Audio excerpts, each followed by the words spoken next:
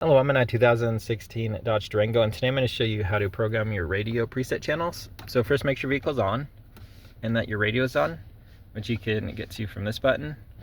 And then from here, let's say you can scroll here to whichever channel you want preset. So let's say we want 92.9 programmed in this number 6 spot.